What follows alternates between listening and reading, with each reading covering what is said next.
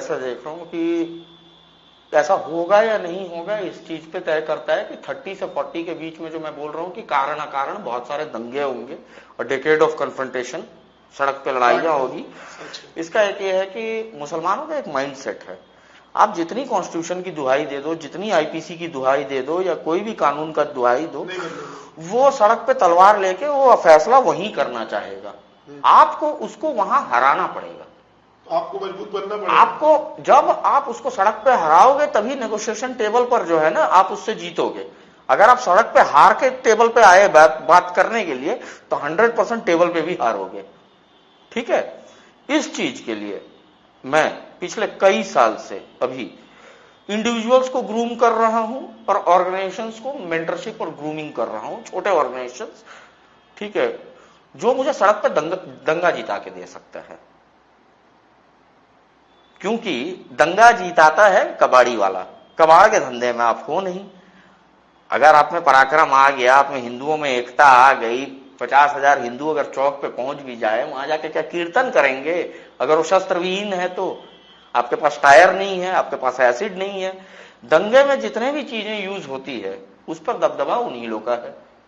For example, दंगे के एक आहट जो होती है कैसे होती है वो भी बता रहा हूं आपको। आप बताएं फिर मैं भी कुछ। ठीक है, आप कार लेके जाइए, 4-5 बैटरी वाले के पास जाइए, बैटरी वाला बोलेगा कि भैया एसिड खत्म है, नहीं है मेरे पास, जबकि एसिड उनके पास हमेशा रहता है, ओवर स्टॉक।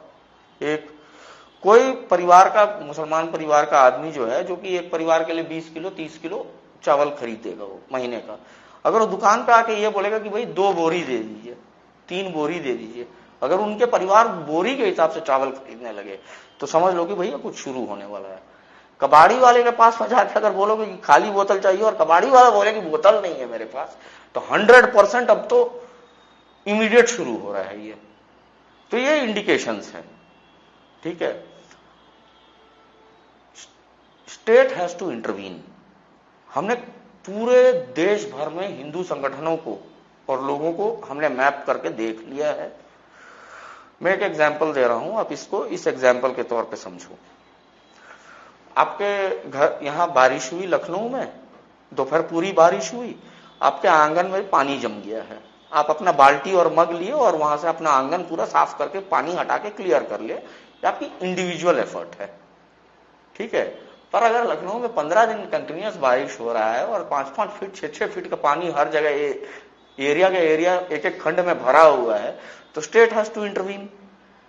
ठीक है, बाढ़ का स्थिति में तो यहां गंद मच गई है बहुत ज्यादा। ठीक है, आप वेरी सिंपल एक्सरसाइज करके देखिए।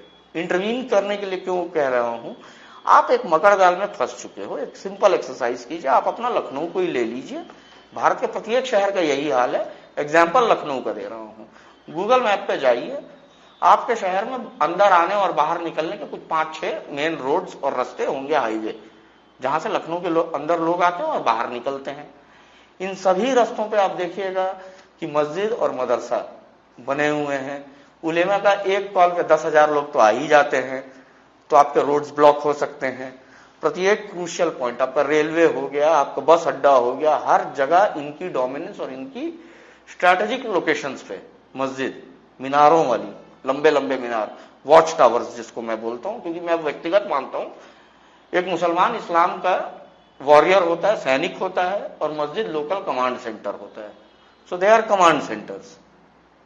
ये सभी आप पूरे जब पॉइंट्स पिन्स गिरा लो गूगल मैप पे और इनको एक लाइन से जोड़ो, तो आपको लगेगा कि आप एक मकर जाल में फंस चुके हो, जहां से आप, उनकी मर्जी रहेगी तो आप अपने शहर से भाग सकते हो, नहीं तो आप शहर से भाग भी नहीं सकते हो। आपको लड़ना ही पड़ेगा, उनको हराना ही पड़ेगा। इस स्थिति में जो है ना आप फंसे हुए हो। तो 30 से 40 का जो डिकेड है, इसको प्रिपेयर करने के लिए अभी हमारे पास में 5 साल 4 साल जो भी है, भारत भर में जहां जहां जिसको रीस्ट्रक्चर करके और मजबूत बना सकते हो, उसको बूस्ट कर सकते हो, उनके लिए बाहर से अंदर से जहां से भी फंड्स अरेंज करके फंड्स दे सकते हैं, हम लोग कर रहे हैं। क्योंकि वी आर वेरी क्लियर, ऐसे वैसे जैसे तैसे तुम गजवा करोगे, हम लोग कदमों तले रौंद देंगे, जीत हमारी होगी। ये सुनिश्चित करना बहुत जरूरी है। अन्ना इस चीज को लोग इस तरह से भी लेते हैं कि आरएसएस है, मोदी जी